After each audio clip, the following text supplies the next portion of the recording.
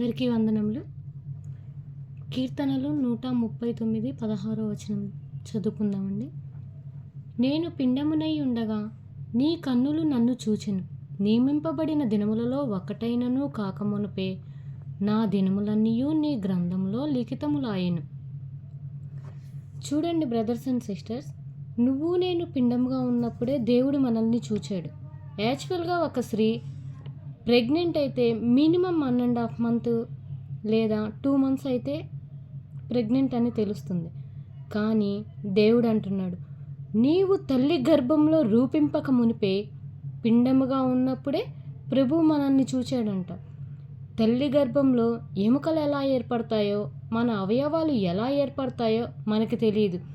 కానీ సమస్తంను ఎరిగిన దేవుడు మన ప్రభువు. అంతేకాక నువ్వు నేను తల్లి గర్భంలో రూపింపబడక మునిపే మన పట్ల ఒక ఉద్దేశము, ఒక ప్రణాళిక కలిగి ఉన్నాడు దేవుడు.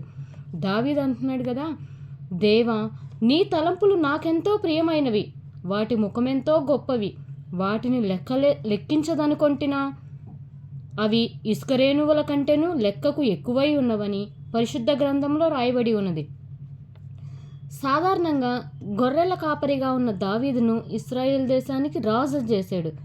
తల్లి గర్భంలో ఉన్నప్పుడే తన కొరకు ఈ గొప్ప తలాంతులు కలిగి ఉన్నాడని దావీదు గ్రహించాడు. అందు నిమిత్తము దావీదు ప్రభువుని స్తుతిస్తున్నాడు. ప్రభువు హృదయాన్ని ఎరిగి ఆయన హృదయానుసారంగా జీవించాడు కనుక ఆయన స్తుతిస్తూ మహిమపరుస్తూ ఉన్నాడు. కాబట్టి బ్రదర్స్ అండ్ సిస్టర్స్, దేవుడు నీ పట్ల నా పట్ల ఒక ప్రణాళిక, ఒక గొప్ప తలంతులు కలిగి ఉన్నాడు అని నువ్వు నేను తెలుసుకుంటున్నామా?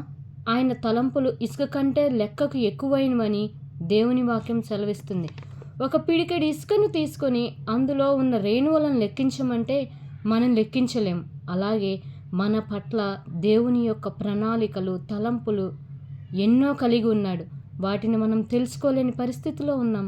చూడండి బ్రదర్స్ అండ్ సిస్టర్స్, ఈ లోకంలో ఉన్న వాటి కోసం వీటి కోసం ప్రయాసపడుతున్నామే కానీ దేవుడు నన్ను ఎందుకు పుట్టించాడు, మనకి ఎందుకు ఆయుష్ ఇస్తున్నాడు అని ఎవ్వరూ మనం తెలుసుకోలేకపోతున్నాం, ఆలోచించలేకపోతున్నాం. ఒక్కసారి ఆలోచిద్దాం, దేవుడు ఎందుకు మనల్ని ఏర్పరచుకున్నాడో. కాబట్టి బ్రదర్స్ అండ్ సిస్టర్స్, ఈ లోకంలో ఉన్నంతకాలం మన తలంపుల కంటే దేవుడిచ్చిన తలంపులను నెరవేరుస్తూ వాటి ప్రకారం జీవిస్తూ దేవుణ్ణి మహిమపరుద్దాం. ఈ చిన్న వాక్యం దేవుడు దీవించునుగాక.